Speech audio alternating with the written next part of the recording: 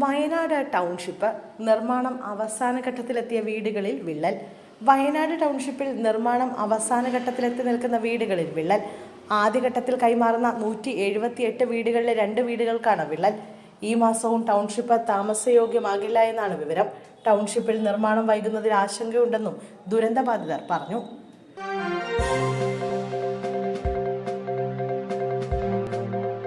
Kozhikode DCC general secretary Nijesh Aravind രാജിവെച്ചു. രാജിക്കത്ത് KPCCക്ക് കൈമാറി. തെരഞ്ഞെടുപ്പ് കാലത്ത് പ്രചാരണ രംഗത്ത് പാർട്ടി പരിഗണിച്ചില്ല എന്നാരോപിച്ചാണ് രാജി. എലത്തൂർ സീറ്റിൽ നിജേഷ് അരവിന്ദിനെ പരിഗണിച്ചിരുന്നെങ്കിലും അന്തിമ പട്ടിക വന്നപ്പോൾ പേരുണ്ടായിരുന്നില്ല. ഇതിൽ അമർഷമുണ്ടായിരുന്നു. ബാലുശ്ശേരിയിലായിരുന്നു നിജേഷിന്റെ പ്രചാരണ മേഖല. എന്നാൽ അവിടെയും കാര്യമായ ഉത്തരവാദിത്തങ്ങളൊന്നും പാർട്ടി നിജേഷിനെ ഏൽപ്പിച്ചിരുന്നില്ല. അവസാനഘട്ടം വരെ സജീവമായി നിന്നെങ്കിലും ഒരു ഉത്തരവാദിത്വവും നൽകാത്തതിൽ നിജേഷ് അതൃപ്തിയിലായിരുന്നുവെന്നാണ് വിവരം. ഈ നിലയിൽ പാർട്ടിയിൽ തുടരാൻ കഴിയില്ല എന്നാണ് നിജേഷ് പറയുന്നത്. തുടർന്നാണ് രാജി.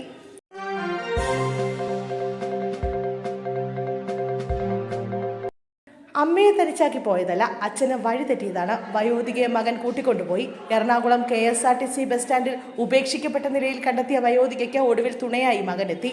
തോട്ടപ്പള്ളി സ്വദേശിനിയായ കമലാക്ഷിയാണ് മകൻ സുരക്ഷിതമായി വീട്ടിലേക്ക് കൂട്ടിക്കൊണ്ടുപോയത്. വാർത്തകളിലൂടെ വിവരമറിഞ്ഞ ഉടൻ തന്നെ മകൻ പോലീസിനെ സമീപിക്കുകയായിരുന്നു.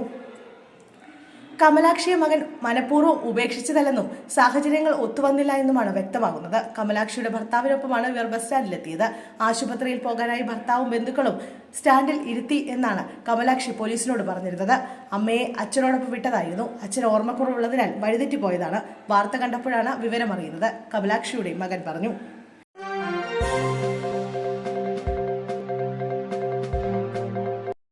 KK രമ MLAയുടെ മുൻ പേഴ്സണൽ സ്റ്റാഫ് അംഗവുമായ R റിജുവിന് വിഷു ആഘോഷത്തിനിടെ പടക്കം പൊട്ടിക്കുമ്പോൾ പരിക്കേറ്റതുമായി ബന്ധപ്പെട്ട സാമൂഹിക മാധ്യമങ്ങളിൽ വിവാദം. ബോംബ് നിർമ്മാണത്തിനിടെ റിജുവിന്റെ കൈപ്പത്തി അറ്റുവെന്ന് ഒരു വിഭാഗം സാമൂഹിക മാധ്യമങ്ങളിൽ നടത്തിയ പ്രചരണമാണ് വിവാദത്തിന് വഴിയൊരുക്കിയത്.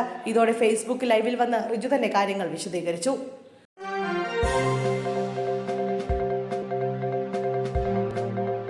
കൊടുംവെയിലത്ത് കൊച്ചി കോർപ്പറേഷന് മുന്നിൽ നിൽപ്പ് സമരം നടത്തി വയോധികൻ. വൈറ്റില സ്വദേശി പ്രതാപൻ എന്ന 74-കാരനാണ് കോർപ്പറേഷൻ കവാടത്തിന് മുന്നിൽ നിന്ന് പ്രതിഷേധിക്കുന്നത്. അയൽവാസി പൊടുതോട് അടച്ചതിനെ തുടർന്ന് നായയുടെ വിസർജ്യം അടങ്ങിയ മലിനജലം സ്വന്തം വീട്ടിലേക്ക് ഒഴുകിയെത്തുന്നു. എന്നാൽ ഇക്കാര്യത്തിൽ പരാതി നൽകിയിട്ടും പരിഹരിക്കാൻ കോർപ്പറേഷൻ തയ്യാറാകുന്നില്ലെന്നാണ് പ്രതാപന്റെ ആരോപണം. നായ വളർത്തുകേന്ദ്രം അടച്ചുപൂട്ടണമെന്നും മൂടിയ കാന തുറക്കണമെന്നുമാണ് പ്രതാപന്റെ ആവശ്യം. ഇതേ തുടർന്നാണ് ഇപ്പോൾ നിൽപ്പ് സമരം നടത്തുന്നത്.